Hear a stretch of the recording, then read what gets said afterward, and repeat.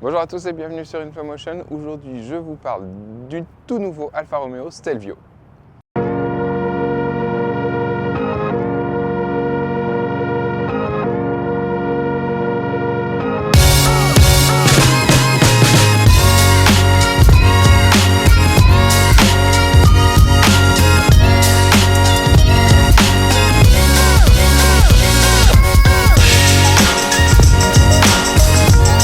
Il s'agit d'un restylage et l'évolution stylistique, franchement, elle est ultra légère.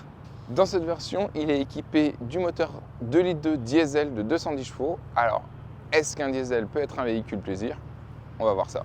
Qu'est-ce qu'on a à dire sur ce véhicule? Pas grand-chose à vrai dire, en termes d'évolution stylistique. La plus grosse évolution stylistique se trouve dans le dessin des phares qui intègre la nouvelle signature lumineuse d'Alfa Romeo en 3 vagues. Il s'agit ici de la version Competition. Du coup, on a une peinture gris mat qui est exclusive et surtout, on a sur le bas du pare-choc un extracteur d'air et à l'avant un pare-choc un peu plus sportif. À l'arrière, encore une fois, très peu de changements. Ça se situe au niveau des feux qui deviennent plus transparents alors qu'avant, c'était vraiment un gros bloc rouge. Le Stelvio est le véhicule le plus imposant d'Alfa Romeo. On va voir ce que ça donne en termes de volume de coffre.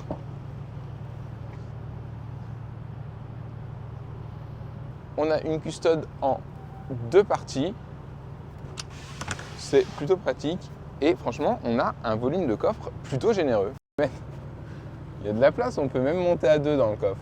Maintenant qu'on a fait le tour de l'extérieur, on va aller voir ce que ça donne à l'intérieur.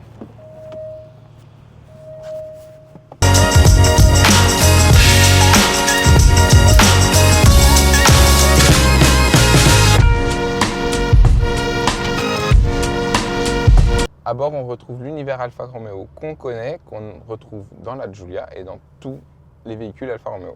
Sur le volant, on retrouve le petit bouton Start and Stop. On a une planche de bord avec la double casquette derrière le volant, au-dessus de chaque compteur qui sont digitaux. Et au milieu, on a un tout petit écran tactile qui est vraiment pour le coup très petit.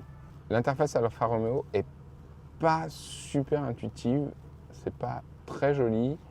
Et ça répond pas super bien quand même. Bon, on a une petite molette centrale pour pouvoir se balader dans l'écran. C'est pas hyper sécure, ça fait quand même pas mal lâcher des yeux la route. Sur la console centrale, on retrouve évidemment le sélecteur de vitesse avec le petit drapeau italien, un petit rangement pour mettre la clé, le sélecteur des modes de conduite, 2 petits porte-gobelets et ici le chargeur à induction avec la prise. Malheureusement pour Apple CarPlay, on est obligé d'utiliser le câble. Au niveau des sièges, on est très bien installé. Ils sont très enveloppants. C'est des sièges baquets bien sportifs en cuir avec une petite surpiqûre rouge. C'est vraiment très très confortable. On retrouve sur l'appui-tête le logo Alfa Romeo avec le petit logo Competition brodé dessus. Allez, on passe à l'arrière, on va voir ce que ça donne en termes de place. Pour la place du milieu, ce qui est un peu dommage, c'est la présence du passage de l'arbre de transmission qui gênera du coup pour les pieds. Bon, c'est un peu dommage. À l'arrière, on est plutôt bien installé dans l'ensemble, mais c'est pas non plus transcendant.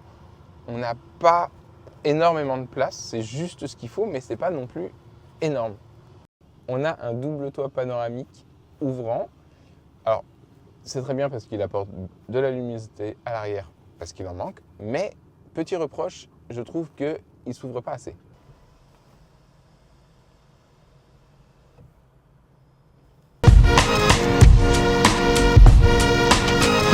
Petit détail quand même sympa, le cuir qui court jusqu'au bord de la voiture. Ça donne quand même un bon aspect qualitatif. Bon allez, maintenant on va faire un tour, on va voir ce que ça donne sur la route.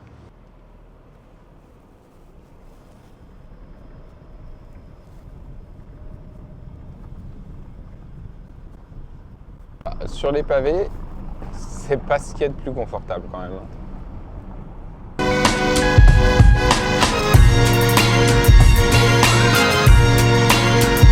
On a 3 modes de conduite.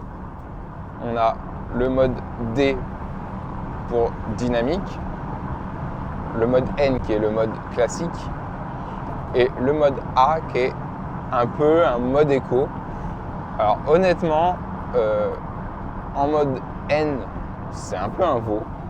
En mode A, bon, c'est pire que tout.